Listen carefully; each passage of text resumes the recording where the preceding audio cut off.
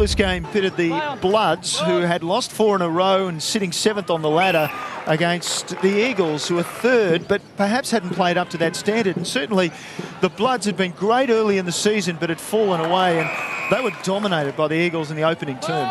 Yeah, they're struggling to get their best team on the park of the Bloods, but for the Eagles, they were dominant early in the game. They set the standard early in the game when they moved the ball quickly. They won the contested footy. They smashed them in centre breaks, and they had a dominant forward in Adam Groke, who had a day out.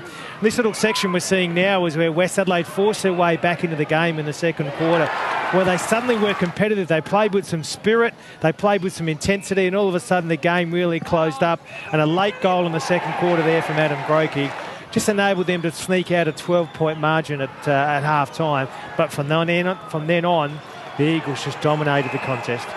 Yeah, West Adelaide kicking 3 goals, 6 in that second term to get back at one stage within 6 points. But as you mentioned, there was a 2-goal lead for the Eagles at half-time. They certainly dominated after that. Only 1 goal, 2 kicked by Westies in the second half, and the Eagles just kept on chalking up possessions and forward entries.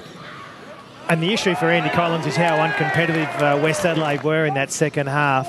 And here's a great goal from Adam Groke at just on three-quarter time. A barrel from outside, well outside 50. Everything went right. They'd certainly had a match-winning lead at three-quarter time, and they just went on with the game in the last quarter. But West Adelaide had some tries, but overall the Eagles were far too accomplished, more desperate, tackled harder, won the contested footy, and just in the end ran out very, very comfortable winners.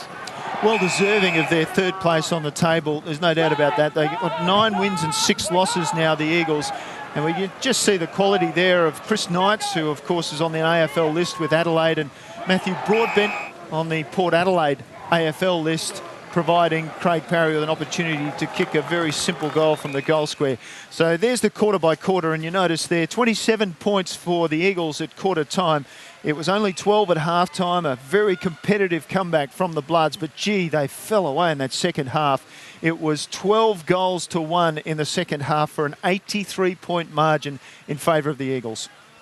Yes, they were certainly too good. If you look at the stats, heavily favoured by the Eagles. 67 inside 50s is a massive result. Marks inside 50, 19-3. Centre break, 17-8. It is really a comprehensive victory. The Eagles have dominated the Bloods today, and they thoroughly deserve their victory.